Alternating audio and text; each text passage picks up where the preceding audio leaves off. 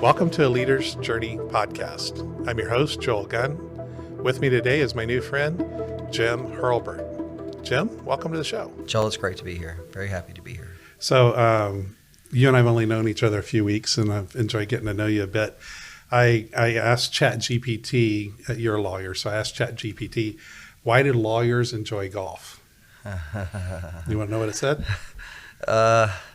I'm prepared. You're prepared? Okay. Yeah. All right. So it said networking, obviously number one. Yeah. Number two, strategy. Lawyers do a lot of strategy, so the game goes with that. And then number three, time management.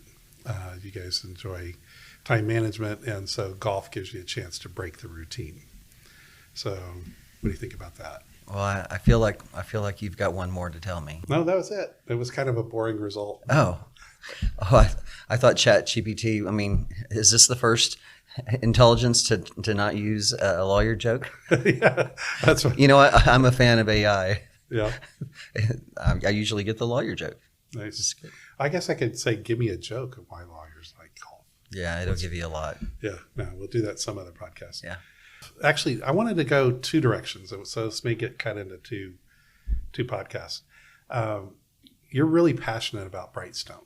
Yes. Tell me about that. How'd that come about? What is it? Where's it going? Yeah.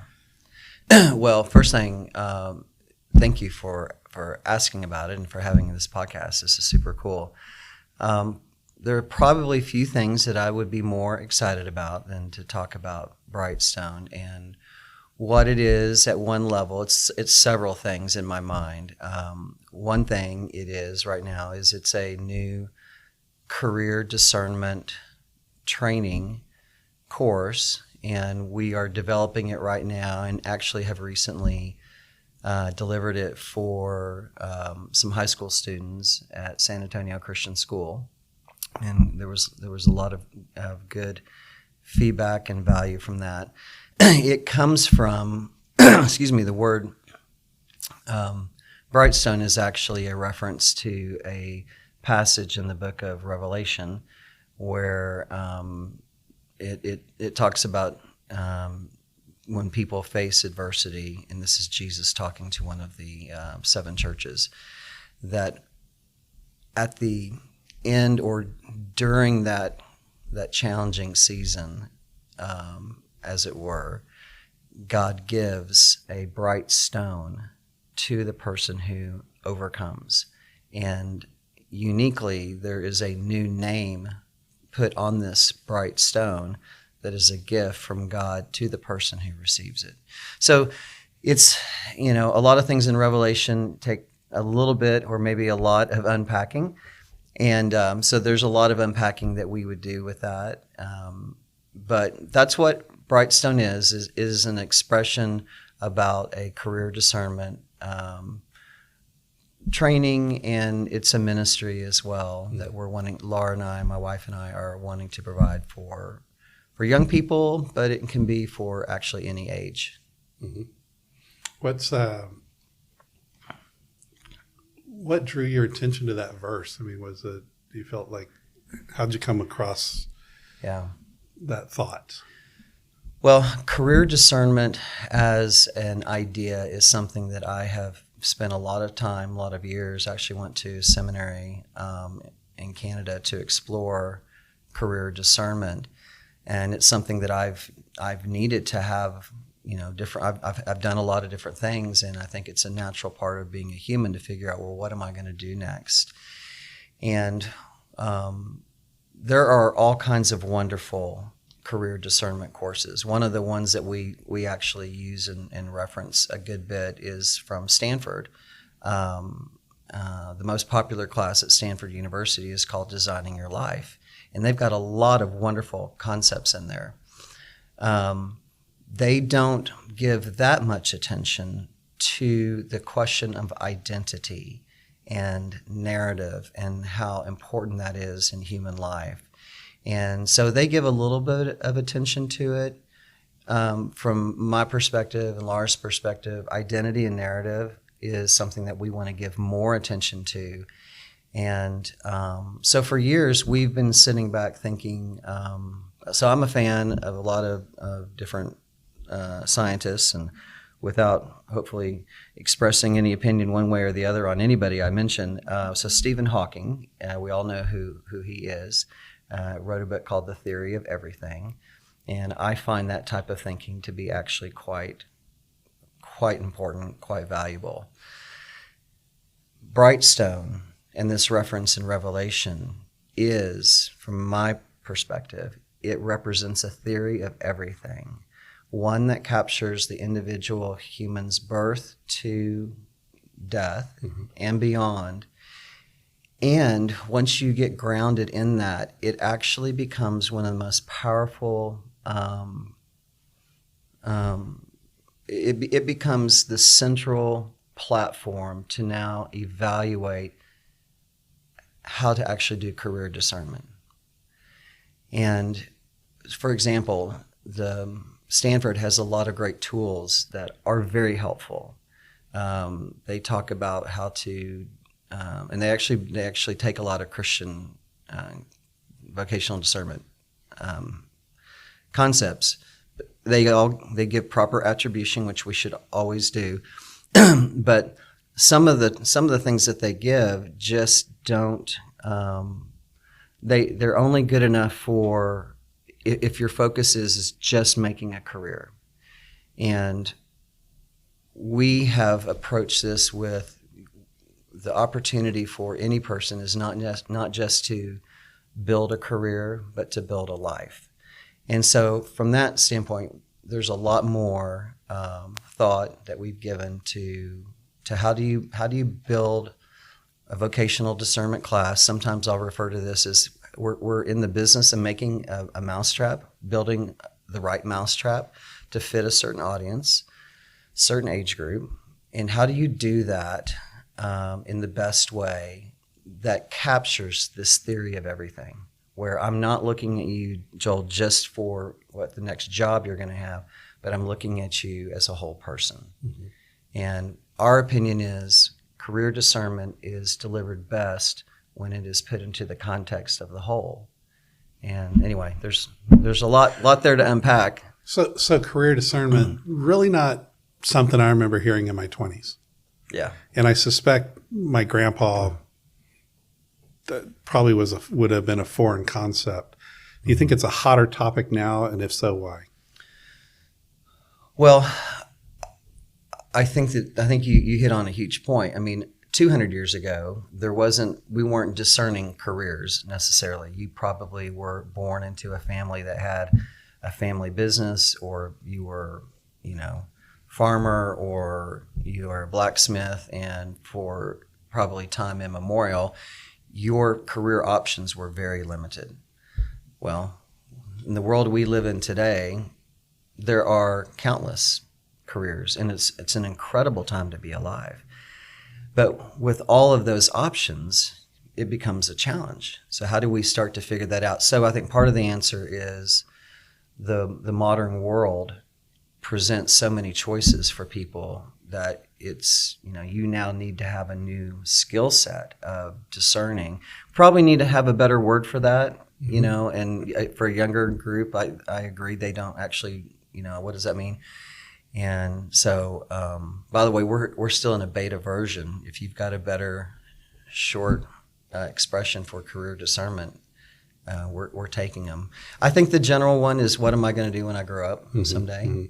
And that seems to register with people. But so I remember I was probably in my mid to late 20s working for a Fortune 500 company, and I remember this idea started to hear things like multiple careers in a lifetime. And I remember thinking that had to be really foreign. It was even kind of foreign to me.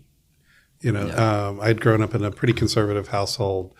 My grandfather was an engineer his entire life. My grandfather on my mom's side, so on my dad's side, engineering his entire life. My mom's side, my grandfather generally was in the trades. So most of his secular career, he was a general contractor. And so I don't know that either one of them ever considered doing anything else. That was what they went to school for. That's what they were good at, And so here I am in my mid-20s, And I hear this thought that people from my generation were going to have 3 to 5 career paths in their lifetime. Yeah. And I was like, it kind of caught me off guard because I, imagined I was going to stay on the trek that I was on probably the rest of my life, like my grandpa did. Yeah. But at the same time, it seemed fresh. It seemed feasible, plausible. Have you heard any more current statistics? Well, the answer to that is yes. Depending on who you read, what we use in our training is this generation very likely can have between 12 and 20 jobs. Some of that shifts depending on if you go to college or not. One of the things that's going to drive this is just the nature of change and the speed of change. So there are estimates that, look what was deployed onto planet Earth this last month or two, AI, right? So with all of this influx of new technology, most of the jobs that our kids are going to have don't even exist yet.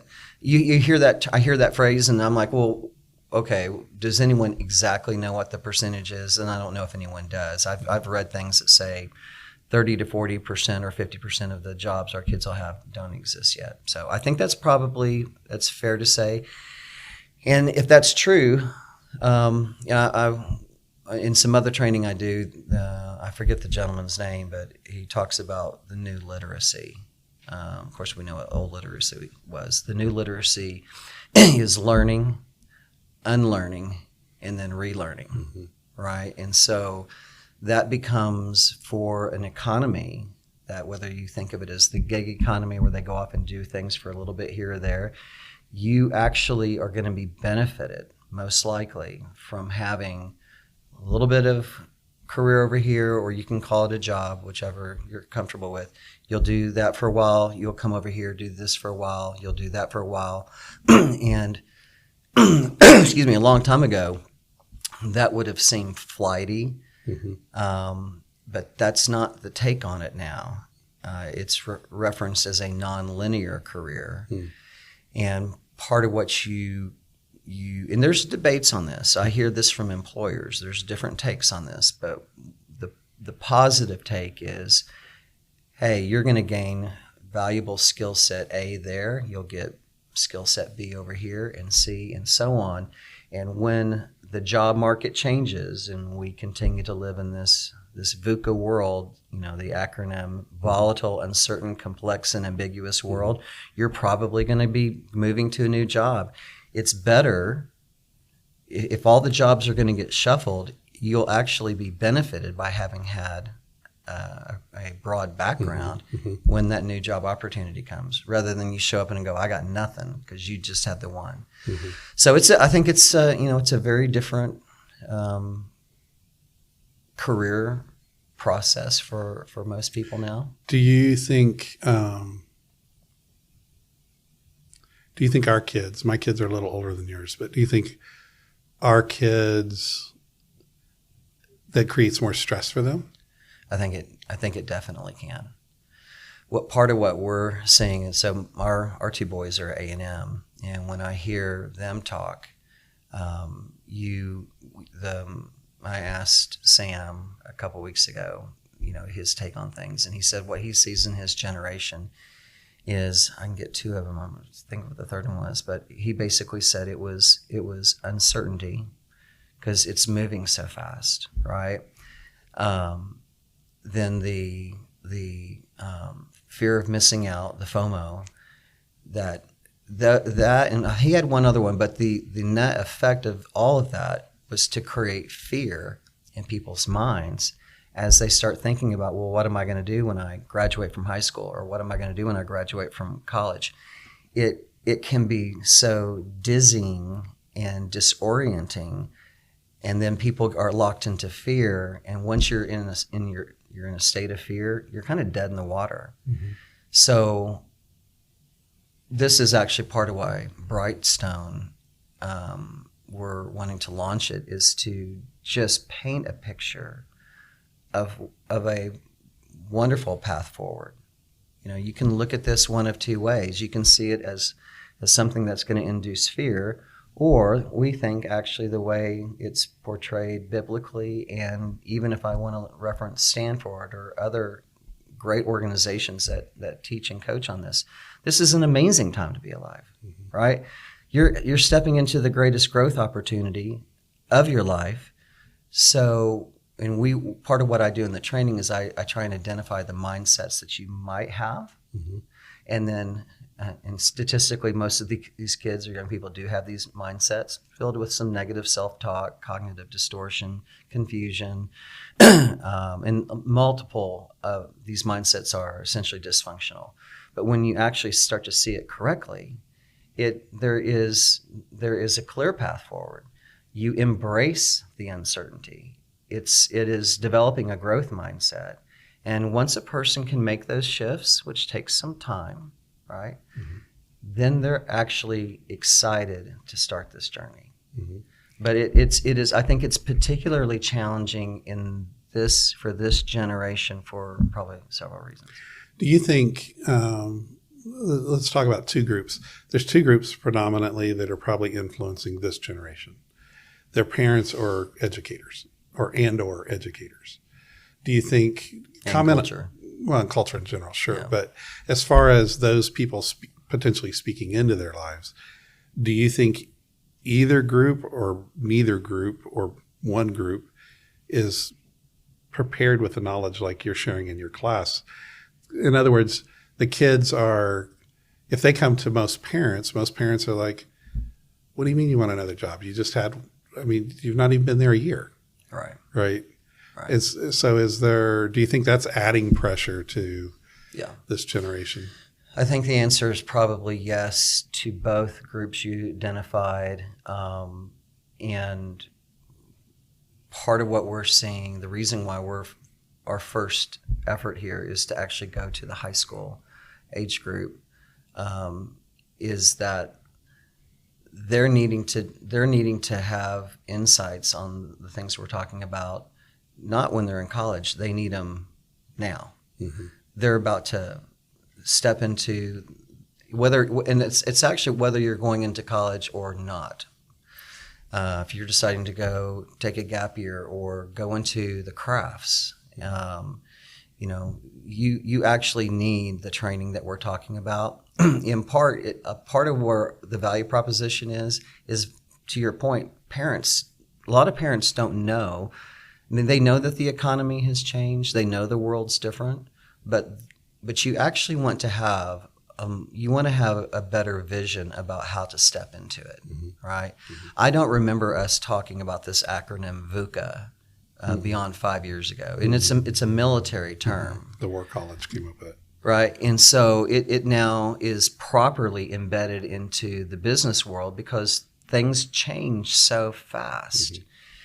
So part of the value proposition with Brightstone is it's designed to help the parents as well. We want to educate the parents, and for them, they're going to probably have some of the older mindsets. Well, let's call them older mindsets, and they need to rethink things.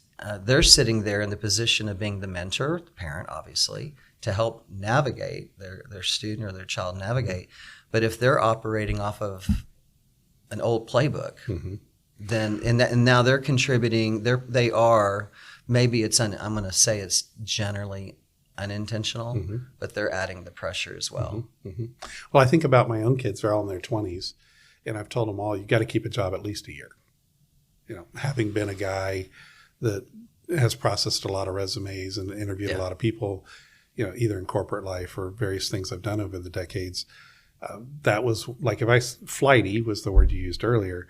If I saw somebody that had a new job every year, in the old days, that was not a good sign of a good future employee situation. But even listening to you talk today, I'm having to rethink that paradigm, because if they've had the right kinds of jobs and left for the right kinds of reasons, they could actually there could be a multiplying effect coming into my team. So the question, it's a great question, and we do cover this in the training. The question becomes, well, what is the right length of time to be at job A? And the answer my opinion is, and it's a balancing act, because I think you always want to pay attention to your employer.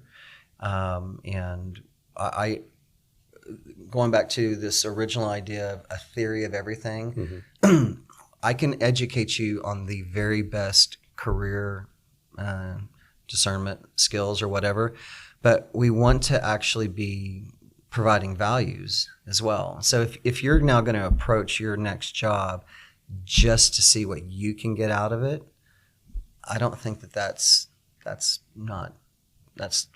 we wouldn't advocate for that. The last thing anyone needs in this culture, in this country, and probably around the world is to continue to stroke their ego and to make it all about them. And that's a serious issue, and we have to balance it. What I think the goal is you need to, so we know, generally speaking, that the brain doesn't fully form till 25. And now I've been reading on that again this last couple of months. It's more like 26, 27. So, and it's in the area of judgment is one of the areas where it's still growing. And so you've got this thing called a human who is still cooking and baking, and it's in a learning phase. So it's the idea that someone at age 18 can select their college major. I mean, I understand there's probably business reasons, financial reasons why colleges, not all colleges do this, but some do that. Anyway, my point is when you go, so a lot of our training would be go get those experiences, go do internships or get that job. And what you're looking for in particular, among other things, is you're looking to see what puts you into flow and into energy. Unpack that some. What is flow or energy? Yeah, so this is actually, I think, maybe the most important part of the discernment process. Can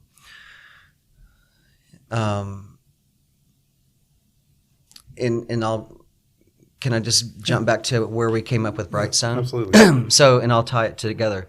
So Laura and I, we had gone to the Cayman Islands. This, I think, is now about 7 years ago. And we were out on the beach one day, and we met a family, and they were telling us about what their mid-20s, they had two sons that were in their mid-20s, and it was great to hear everything. What caught my ear was the father kept, and actually I think it was both parents, kept talking about here's all these job opportunities. And what you start to realize is that when people are thinking about their job and their career, it's just an external evaluation.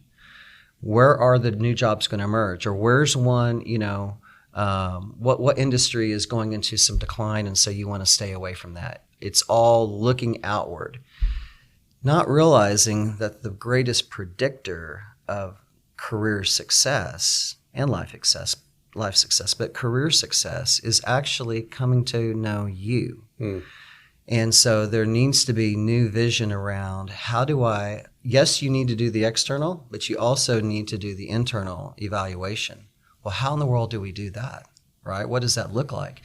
And Stanford does a good job on this, but there's actually, you can Google or ChatGPT the science around flow. And what you'll find is that, and in a career discernment methodology, going into a job or an internship, one of your primary missions is to capture data about yourself in the areas of flow and energy. So Stanford, for example, would have you do a log of the next 30 days. And so you can imagine someone going to their second semester at A&M, they're going to have their 5 courses they're taking. They're going to have some other activities, extracurricular. And you would basically jot down what are those 5 things. And then next to each one, you would put a little odometer, if you will. There are gauges that one measures flow, positive or negative, and one measures energy, essentially positive or negative. And so flow is this idea that you're totally lost in time, right? You were in something for what you thought was 10 minutes and it turned out to be an hour, right? And there is, when you read about the science, what's happening in flow is the brain is moving away from the prefrontal cortex, the executive part, and it's just lost into another part of the brain. So you lose track of time. Well, here's what happens in human life is what puts you in flow is different than what puts Larry in flow and what puts Margaret in flow. And so for each one of these events or activities in the day, what you start doing is you start collecting your own assessment of what puts you in flow and what puts you in energy. And what happens, and we've been doing this with our kids as well, and I've done this, is after, say, a month, guess what you have? You've got really pretty good, reliable data about what makes you tick. And nobody, and this is critical, nobody can have as good a vantage point about what puts Joel in flow and energy than Joel. Now, someone else can probably make an observation and go, well, I saw this about you. And it seemed like you were relaxed, or it seemed like this or that. And that's probably pretty legitimate. But what you do in this exercise is you now would have 30 days of data. And what happens is people invariably become surprised. And then you're like, okay, I need to pay attention to that more. So what you would do with that data, that knowledge, is you want to now go and explore that more. What precisely were you doing when you were in flow, right? And in whatever it is you want as a young person or whatever age, you want to go explore that more. That is most likely an indicator of what could turn out to be a really good career fit for you. Right. So it's that type of internal assessment. So instead of looking for, well, I'm an engineer, so I got to find engineering jobs, or I'm a geek, I got to find geek jobs, or I'm a English major, I got to find English major jobs. Right. You're saying, where do I find myself in flow and energy? Yes. And I can apply that as an English teacher or as, an engineer or, whatever position. So have you seen is this model so young that there's no evidence yet, or is Stanford leading the pack in some of this stuff, or something else? It's become the most popular class at Stanford for a reason. Okay. And that then became a New York Times bestseller. And so the concepts, and I think another way to think about this, the statistics say that 70% of all college graduates do not end up in a career associated with their major, typically after 7 to 10 years. So that begs a lot of questions, and there are a variety of reasons for them. It could be some of the jobs are gone, right? I mean, but generally speaking, what typically happens is Joel and Jim went out to that first job or whatever because that's what mom and dad did, right? So there was one-dimensional thinking about how to make this next step, and especially when you have all these job opportunities, the likelihood that you're going to actually step into what gave maybe your mom or dad flow and energy, you're a completely different person. Now, it might work, but the statistics now say that 70% of the time it's not working for some reason or another. And we have to be careful with those statistics, but I think that when you get to something that high, it's time for us to sit back and go, you know what? If this was any other business that was continually running into 70% failure, we'd go, hey, we need to change the model. And some universities have, but some universities haven't, and that's a separate conversation. Do you think, you mentioned earlier that some of the reading you've done even recently is the human brain is continuing to learn. For example, judgment hasn't really gelled until late 20s. Mm-hmm. Do you think that has anything to do with the statistic that 70%, 7 years? Because if you think most college kids wrap up about 24 years old, yeah, maybe a little younger. Yeah, I do. I think that, so there's a little bit more research on this as well. So, you know, a lot of times I'll hear people say, in fact, so Elon has his 3 points on, you want to know Elon's 3 points on career discernment? Yes. First one is find what you're passionate about. And we'll come back to that one in a second. That next one is find what you're good at. And your third one is find what creates value. And we can talk more about it here in a second. By the way, our training essentially takes those three concepts and makes it digestible.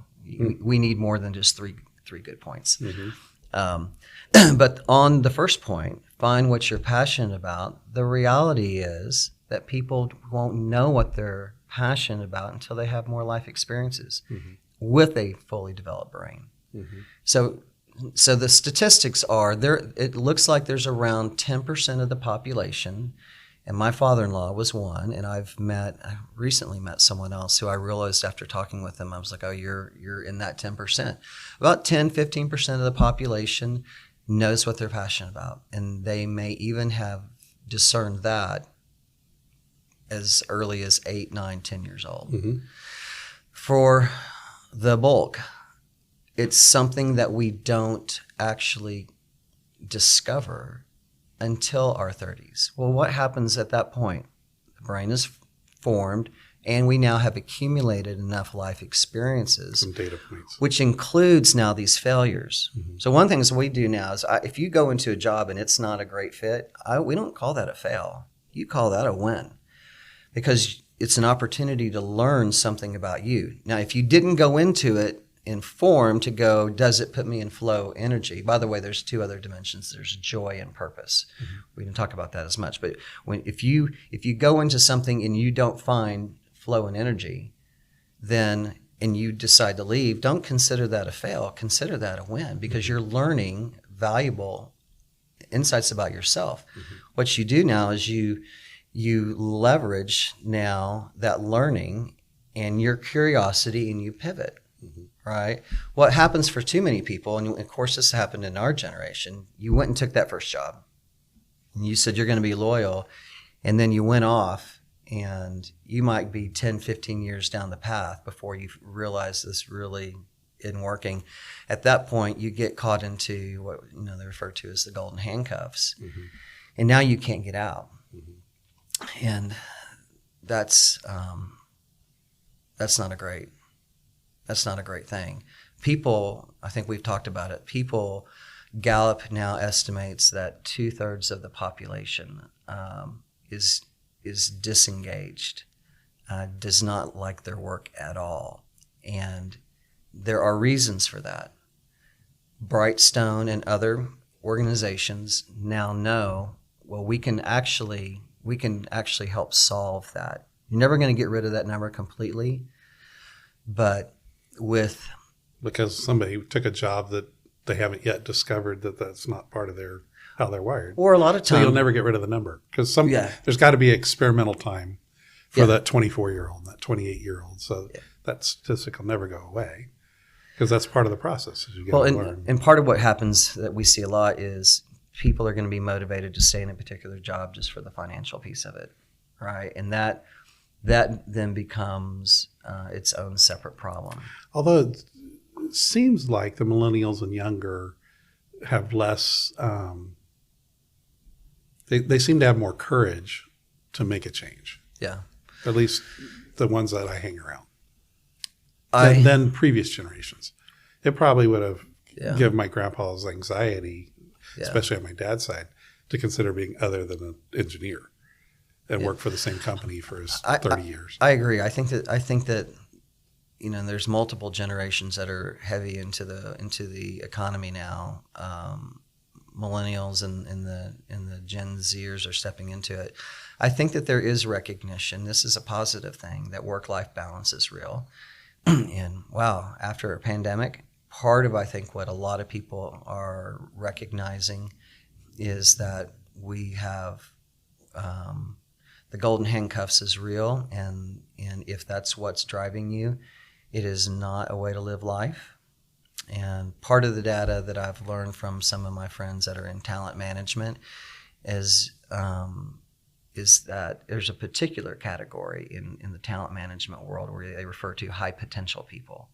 High performing people can be at kind of any grade or rank in an organization, but some of them will hit some ceiling because of the higher jobs, the bigger jobs require more potential. And one of the interesting takeaways of the pandemic is that high potential people, a much higher number of high potential people became part of the Great Resignation. And that was now going to this central question of, why do I work? Is it for the money? And there is, I think, a large rethinking, a necessary rethinking about the primary purpose for business. And so I think that I think your question is probably connected to that the younger generation can kind of look and go, I don't know if I want to be like, my parents from that perspective. And so, yeah. And so I would think the younger generation looking at their parents actually is a reason that they're having the courage. They're saying, I don't want to work 100-hour weeks. Right. My dad was never at the game. He was never, my mom wasn't, because she worked outside the home. We never had family dinners. And I hear friends the rare ones that did, and how different their life was. And so I think looking at because our generation was one that there was lots of opportunity to do lots of cool things and make good money doing it. And so I don't know if you fell prey to it, but I certainly did, working the 100-hour weeks, climbing the corporate ladder. Yeah. And at the time, if older Joel or older Jim had said, "Hey, young guy, this is stupid," I'd be like, "Yeah, I get it. Yeah. You don't understand." But I found real recognition, identity, satisfaction in being that guy, right? Yeah. That could pull that off. And thankfully, I had a wife that supported it. Years later, I found out she hated it, but she understood it to some degree. Well, I think that's going to be an issue that everybody individually has to figure out what that balance is. But it reminds me to go back to Elon's point on those 3 points. Find what you're passionate about. I would tell Elon, who I am a fan, before he became what he is now, 15 years ago I was following him, I would tell him you are one of the very few that knew. Everybody else needs to take some time to figure it out. So, but I do agree. You need to find what you're passionate about. Figure out flow, figure out energy, and that'll help you get there. The second one was find what you're good at. And in this sense, it's now, if Jim and Joel are working in the same thing and Joel is just better than Jim, think about our recent golf experience, volunteering. I could go, Joel's better than Jim in some of these things around sales and marketing. Would I want to now go to a job where I'm going to be competing against somebody who's better than me at the central task? Mm-hmm. If I'm smart, I'm not gonna do that, right? Mm-hmm. So that one's I like that one. The third one is actually my favorite one, and it goes to this point about the financial, the money side of it. If you listen to Elon, he will never talk about making money. That third point was go do something that creates value. Mm-hmm. Because what happens is that money is an outcome. We have everybody focused on making the money, and the focus needs to be on go add value, create value. Mm-hmm. And I actually think that's probably the most important thing that young people should be thinking about right now is you've got this season where you don't need as much money. Why don't you go focus on how to add value, create value? And from a Brightstone perspective, we do a lot of encouragement in recognizing that as a human being, you were created our opinion, you were created by the Creator, who is creating many creators. And this is identity. This is part of who we are. We're made to be creative. And if we just think about that more and focus on that more, and it's actually creating value, the money simply comes, and you don't have to think about it. It sounds very similar to when Jesus said, seek first the kingdom. Seek first adding value. All these things will be added unto you. So there's an inversion that is at play. And so I think everybody needs to hear that message. Young people in particular need to hear that message. You said something a moment ago and just now that triggered a question for me. You've journeyed through life to this point. What would you say to your kids in particular? What's a lesson learned or some lesson or a perspective that you'd really want to make sure they get? Not saying you've arrived, but what you've done so far. Yeah, because I'm still yeah. So I've already told them some of these things. I think that and I'm hearing them actually. We've had conversations around these concepts for a couple of years now, and what I hear them coming back with is the concepts around flow and energy. That becomes a game changer, and it is already helping one of our boys make decisions. I mean, the way I think about it is, let's say there's this conceptual. Here's this. And there is no such thing as a perfect job. Anybody we've talked about would all agree there is no such thing as a perfect job, perfect whatever. There's probably a really, really good one out there that'll have some disappointment and whatever to it, but that's the goal. So here it is out here. The question is do we want to take 10 years to get to it, 20 years to get to it, 30, right? And what the data tells us is that a lot of people never get there for the reasons we've already talked about. A small vision, misguided, driven by the wrong things, and they will derail their career path. And that explains the Gallup data, right? So the question is for a lot of people, they're probably going to get there or have opportunities to get there. Do you want to do that in 5, 10, 15 years? My point is what you want to do, and what Brightstone and I think Stanford and others are doing is we want to accelerate that path. We really shouldn't need to take, I mean, by the time you're in your 30s, you probably, I think if you're, and I think this is why we're seeing the success, from designing your life is people are finding that sweet spot much sooner. So part of the value proposition I have with our kids is, what if I could save you 5, 10 years? And it's not just I'm off working in the wrong spot. For those of us that have had a hard job, this is what leads to some serious problems in life. What if we could save you from that? What if we could save 10 years of churn and all of what comes with that?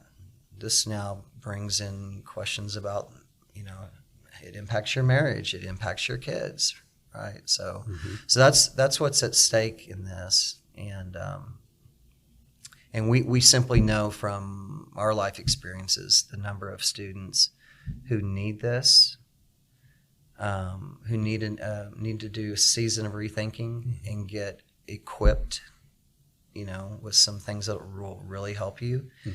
It is a very powerful opportunity to live the life that God, I think, had a vision for you. You obviously are passionate about the high school, college age, but because my kids are all millennials, pretty much the whole spectrum of that generation. A lot of their friends are millennials, and so I've gotten to hang around them. And even as adults, some of their friends still come around family gatherings or whatever.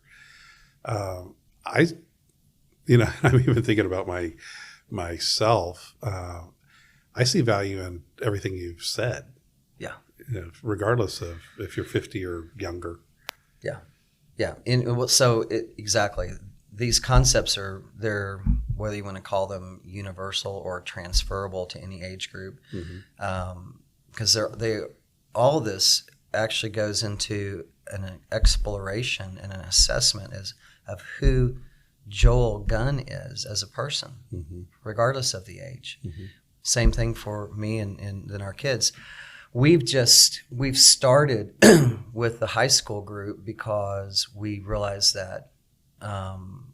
So Laura, being an educator, and at the high school level, she for years just sees the pressure building up, and so if you could sit back and go, well, the problem exists in all these age groups, but it seems like the problem begins the junior high level, and then they're really having to start thinking about it, and it's increased pressure to, you now have to select your major for college in your junior year. Well, with everything that we've talked about and what I know and knowing my own kids, I'm like, I'm not saying that's the dumbest exercise to have someone do, but it comes close. Very, very unfruitful. So the point is, you start seeing the pressure climb right there. Well, that tells us that's where we need to start. No, I agree. Right. Yeah. We want to, this is something that we feel like we want to do it for anybody who's interested, because it's rich training. But you're right. If you can get them at that high school, college transition age, it impacts the rest of their life. Yeah. Granted, I've met some seniors, people that are retired that still don't understand flow and energy. Yeah. And I'm sure it would bless them too. Yeah. But you guys, I think you're on the right target audience. I have to think of, I have to get you the link to the science on flow, and it is particularly beautiful and powerful, and it is, I think, what God created us to live in as much as we can. I mean, we have back into the Psalms, we're encouraged to be still and know that He is God. And the stillness, which is, there's a mindfulness piece of this and a meditation piece of this, but flow is something that's typically, it's where we have a different experience of life. And so when you go back and look at the science of flow and you go back into Scripture, I now can see all these different places where it seems to be an expression of that. So it's what we need to be looking for. And it's a sad thing that someone could go and find something that really puts them there and then choose not to. And I should back up and say this. There's a lot of things that put us in flow that are not, it's not related to job or career, right? With that said. For my wife, it's a beach. Yeah, right. But there's going to be, just because the neuroscience also tells us that our brains have unique strengths inside them. And those are connected to areas of flow. And so you want to be identifying what puts you into flow. You want to be identifying your strengths. And actually your employer, if they know what's good for themselves, they want to be moving you into that as well. The science actually tells us that the areas of strength, when you continue to work on a strength, it actually has this capacity to grow faster. You can go and work on a weakness, but it's like trying to keep getting better. If you're right-handed, always trying to work on your left hand, there's a reason why that's there, right? And so what happens if somebody has, for misguided reasons around, I selected that career because it was either financially rewarding or it had It gave me some sense of power, but it was in your area of weakness. Mm-hmm. And, you know, we actually, so the training that I've done for years, because it's been in corporate America and in a Fortune 100 company, what you find is you find people that are hardworking.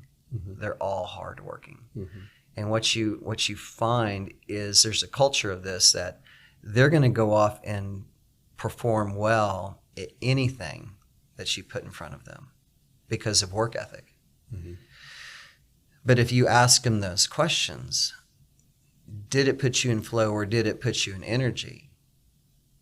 They're going to, on some of these things, some of them are in jobs, and I know I have friends right now still killing them. Well, you know what you call being performing well or performing high, but you're drained consistently after it. Mm. It's not a strength. You're in a weakness. Mm-hmm. We end up confusing, a lot of people can end up confusing high performance with a strength mm-hmm. when it's actually a weakness. Mm-hmm. And if you find yourself in that situation, you can't sustain it. Mm-hmm. So what you need to do is you have to start making some pivots, right?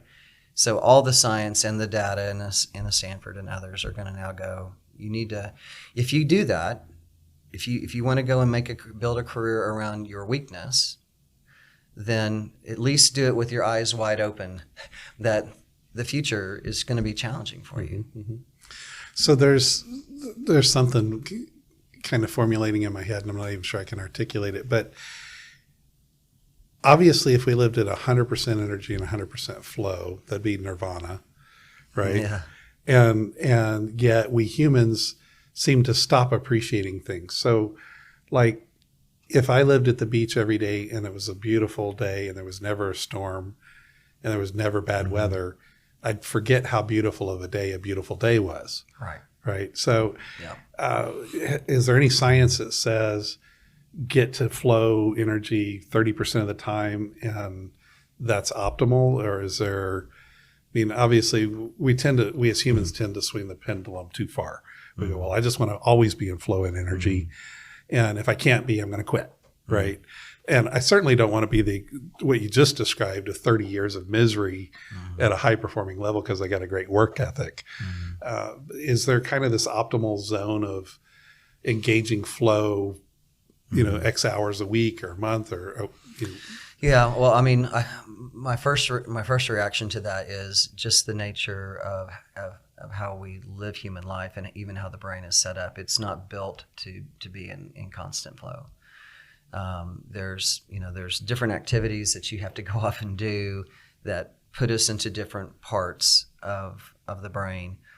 I think that from a work career perspective, you probably want to be shooting for something that at least on some regular basis lets you have some be in flow and energy. Mm-hmm. What percentage that is, I'm not sure. Mm-hmm. It's maybe, I mean, I would just myself, it needs to be at least at 30%, right? Okay. I would say, and maybe some people are fortunate enough to go and be higher. The other dimension of this that comes in and can shape the evaluation for people is the other two aspects of joy and purpose. Mm-hmm. And there is a lot of science now around purpose. And purpose is probably going to be, the nature of finding purpose is that you're going to be doing your work for others, on behalf of others. And that probably means you're going to be involved in something that's hard or difficult, right? Mm-hmm. Might not always put you in flow. Mm-hmm. But because there's a cause, because it's hitting on a why, we engage in work that gives us a sense of purpose. Mm-hmm. But even purpose without flow becomes more of a job. I think so. In the traditional sense. Yeah. Mm. Yeah. Mm. So there's I'm trying to figure out who gets proper credit for this quote.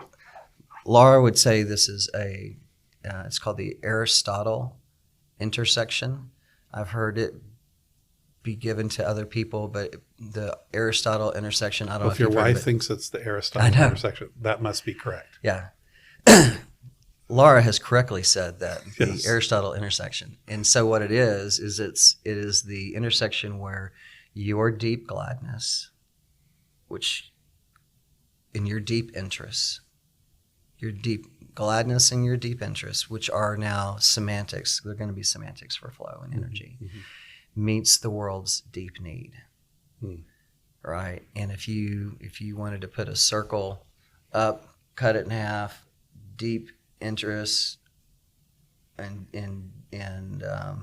deep need, wherever this thing intersects is could be a place to dig around more. You may be finding your career. Right. So it's a balancing act of that. And I would say that if you took that Aristotle intersection and then you layered on top of it the three things that Elon talks about, you'll see that there's alignment with that.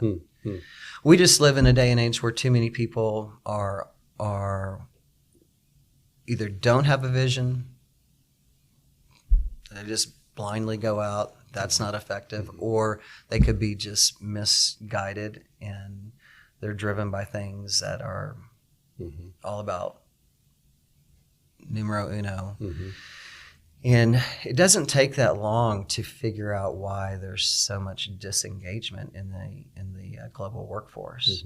And it's actually nothing that we've talked about is overly complicated. Right. And and this is where I do find the neuroscience to be very helpful now, is that the neuroscience is as it were lifting the hood up for us to see exactly how the human was built. And it turns out that if you follow that and you took the principles that we were talking about from the Bible, you're going to find a lot of alignment. And so there's ancient wisdom, and then there's neuroscience, and there's actually a lot of harmony around that. And it's not difficult. It may be untried. Sure. And that's what we're trying to do now is help people take some steps forward. One of the sayings that I've tried to live my life by is simplicity is genius. And there's a lot of simplicity in what you're saying. It's difficult to execute because you got so many paradigms to break. Generational thoughts of being once a farmer, always a farmer, once an engineer, always an engineer. We have hundreds of years or centuries of that wiring that we've got to undo. But often it's some of the concepts you've shared are actually relatively simple. When you step back and look at it, it's like, well, that's not that difficult.